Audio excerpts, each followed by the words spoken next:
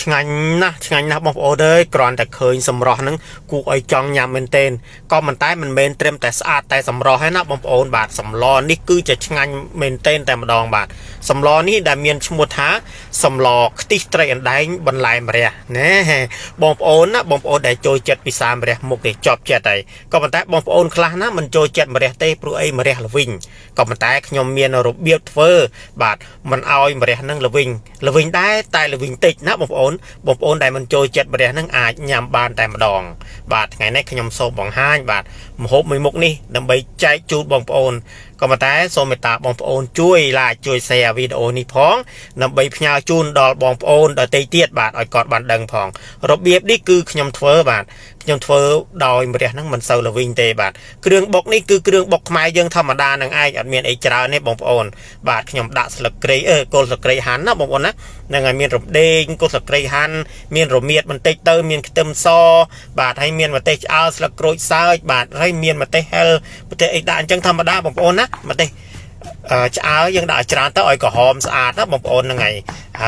បុកគ្រឿងខ្មែរយើងធម្មតាទេបាទឥឡូវនេះម្រះបាទម្រះខ្ញុំមកបង្ហាញម្រះដំបូងសិនមុននឹងស្លបាទឥឡូវនេះយើងយកចានបាទចានមួយទៅដើម្បីដាក់ទឹកហើយដាក់អំបិលលាយជាមួយទឹកឲ្យអំបិលហ្នឹងវាប្រៃនៅក្នុងទឹកដែលយើងដាក់ក្នុងចានហ្នឹងណាបងប្អូនណាមិនបាច់ដាក់ច្រើនពេកទេដាក់ឲ្យរៀងប្រៃលើប្រៃឡែមតិចឬក៏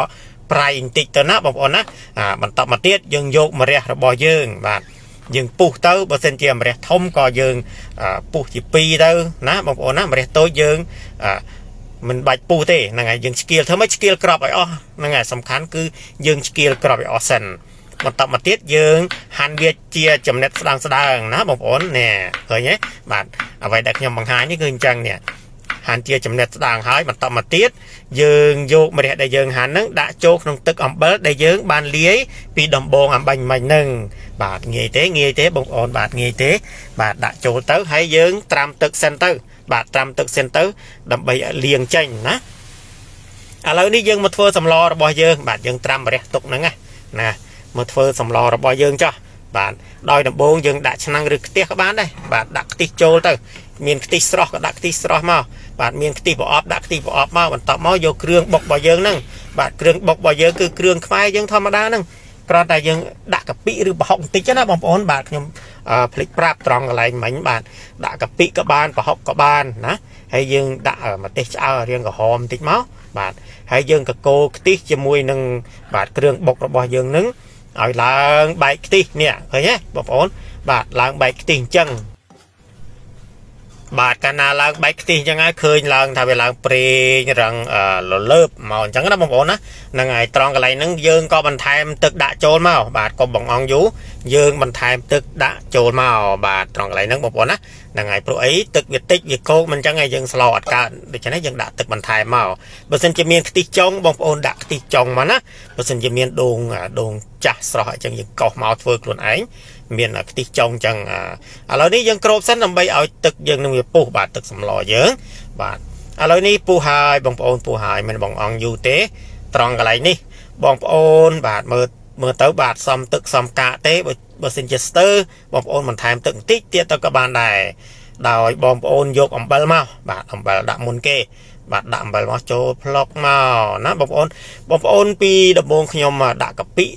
ឬក៏ប្រហុកហើយបងប្អូនត្រូវដាក់អំបិលប៉ាន់ស្មានឲ្យល្មមណាបងប្អូនបន្តមកទៀតយើងយកត្រីអណ្ដែងរបស់យើងបាទទឹកសម្លកំពុងពុះខ្ជូលអញ្ចឹងបងប្អូនដាក់ត្រីអណ្ដែងចូលតែម្ដងទៅហ្នឹងហើយដាក់ចូលតែម្ដងទៅបាទកុំបង្អង់យូរបាទត្រីអណ្ដែងយើងគ្រាន់តែសង្កត់វាតិ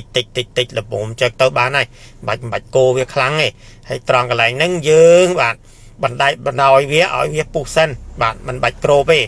បណ្ដោយឲ្យវាពុះសិនមកហ្នឹងហើយមើលឃើញថាត្រីរបស់យើងនឹងបានឆ្អិនហើយបាទ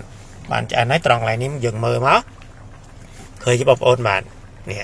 សាច់រឹងល្អណាស់បងប្អូនបាទត្រីដែងនេះត្រីដែងរឹងត្រីដែងចិញ្ចឹមធម្មតាណាបើយើងមានត្រីដែងអានេះមករត់តែឆ្ងាញ់បាទឥឡូវនេះយើងបន្ថែមដោយទឹកត្រីមកឃើញទេអំបិលពីមុនខ្ញុំក៏ដាក់ឥឡូវនេះខ្ញុំដាក់ទឹកត្រីបន្តិចទៀតបាទក្រោយពីដាក់អំបិលហើយខ្ញុំក៏ប្រើស្ករណាបងប្អូនដាក់ស្ករទៅរៀងផ្អែមតិចដែរសម្លខ្ទិះរបស់យើងមិនមែនថាអត់ផ្អែមទេផ្អែមតិចដែរ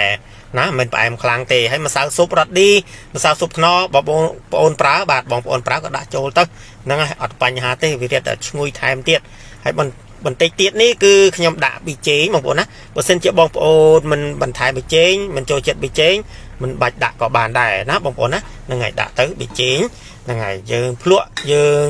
ប៉ាន់ស្មានឲ្យល្មមរសជាតិយើងយ៉ាងណាអីយ៉ាងណីបាទភ្លក់ទៅបាទសាបប្រៃយ៉ាងណាយើងបន្ថែមបន្ថយរួចហើយយើងក៏យកម្រះដែលយើងបានត្រាំទឹកហ្នឹងបាទសម្រស់ឲ្យស្អាតមកពេលហ្នឹងគឺវាកាត់បន្ថយជាតិល្វីងហើយយើងរោយពីលើបាទរោយពីលើសម្លរបស់យើងហ្នឹងបាទរយអញ្ចឹងទៅបាទហើយក៏កុំភ្លេចបងប្អូនជួយ like ជួយ share វីដេអូនេះម្នាក់មួយផងអូខេអរគុណច្រើនណាហើយយើងដាក់បន្លែរបស់យើងហើយយើងគ្រាន់តែសង្កត់តិចល្មមទៅបន្តមកទៀតយើងយកសន្លឹកក្រូចសើចបាទដាក់ពីលើមកនេះហ្នឹងណាបាទតែងតំណែងវាបាទយើងមានម្ទេសហាន់អីយកដាក់មកណាបងប្អូននេះត្រង់កន្លែងនេះគឺខ្ញុំខុសបច្ចេកទេសបន្តិចរឿងដាក់ម្ទេសเนาะហ្នឹងហើយស្លឹកជីបាទជីនឹងវងឬជីក្រហមរបស់យើងហ្នឹងបាទយើងរោយមកបាទណែឃើញទេស្រស់ស្អាតទេបងប្អូនហ្នឹងហើយបន្ទាប់មកយើងគ្រាន់តែច្បល់វាតិចទៅបានហើយពេលដែលយើងដាក់សន្លឹកជីហើយណាបងប្អូនមិនបាច់យូរទេគ្រាន់តែប៉ុណ្ណេះគឺយើងអាចដួសដាក់ចានបាទដួសដាក់ចានដើម្បីញ៉ាំទាំងអស់គ្នាបាទជាមួយបាយបាទអង្ករស្រូវថ្មីអង្ករផ្កាម្លិះបាទរបស់ខ្មែរយើងក្រអូបឆ្ងាញ់មែនទេបាទអរគុណបងប្អូនបាទដែលបានទស្សនាវីដេអូនេះតាំងតែពីដើមរហូតដល់ចប់ខ្ញុំបាទសូមជូនពរបងប្អូនឲ្យជួបតែសេចក្តីសុខសេចក្តីចម្រើនរោគទទួលទានមានបានសុខភាពល្អគ្រប់ក្រុមគ្រួសារបាទដល់ពេលនេះខ្ញុំបាទសូមជម្រាបលាសិនសន្យាជួបបងប្អូននៅវីដេអូក្រោយទៀតជាមួយនឹងមុខម្ហូបឆ្ងាញ់បាទសូមអរគុណច្រើន